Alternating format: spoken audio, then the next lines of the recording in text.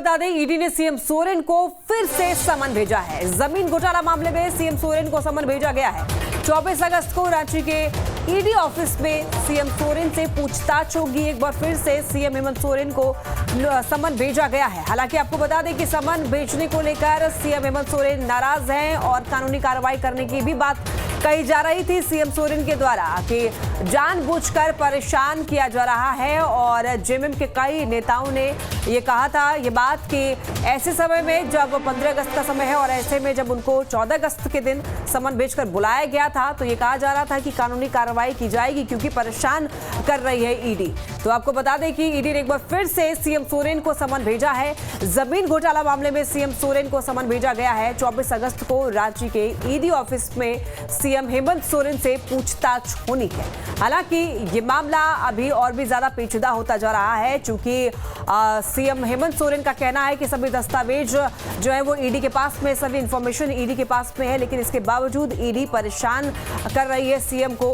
कई सारे सीएम के पास काम होते हैं लेकिन इसके बावजूद ईडी की तरफ से परेशान किया जा रहा है। ये आरोप लगाए गए हैं सीएम हेमंत सोरेन की तरफ से कि ईडी पर किसी तरीके से दबाव बनाया जा रहा है और फिर ईडी राज्य सरकार को परेशान कर रही है। सीएम सोरेन को एक बार फिर से जमीन घोटाले से जुड़े मामले में पूछताछ के लिए समन भेजा गया है। 24 अगस्त को इस मामले में पूछताछ होनी है सीएम हेमंत से। इससे पहले 14 अगस्त को पूछताछ होनी थी सीएम हेमंत से, लेकिन ये मामला जो है वो इसको रोक दिया गया था। कहा यह जा रहा था कि इस मामले में सीएम कानूनी कार्रवाई करेंगे, कानून का मदद लेंगे क्योंकि ईडी की तरफ से परेशान किया जा रहा है राज्य सरकार को। ईडी पर किसी तरीके का दबाव बनाया जा रहा है सीएम हेमंत सोरेन को परेशान करने के लिए, ये आरोप लगाए जा रहे हैं जेएमएम नेताओं की तरफ से। तो एक बड़ी जानकारी अब तक पहुंचा रहे हैं कि एक बार फिर से 24 अगस्त को रांची के ईडी ऑफिस में पूछताछ होनी है।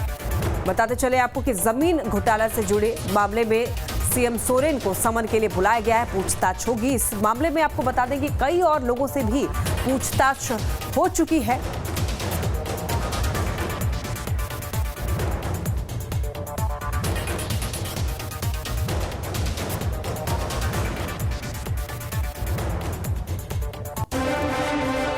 और इसी मामले पर ज्यादा जानकारी के लिए संवाददाता कुमार चंदन हमारे साथ जुड़ रहे हैं। चंदन, एक बार फिर से ईडी ने सीएम सोरेन को समन भेजा है। हालांकि सीएम ने ये बात कही थी कि वो कानूनी मदद लेंगे इसको लेकर के क्योंकि ईडी जो है परेशान कर रही है, ऐसा कहा जा रहा था।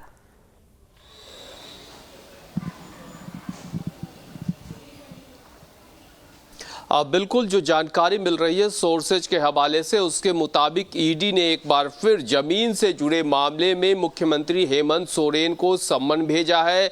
और ये जो सम्मन है वो 24 तारीख का, 24 अगस्त का सम्मन है।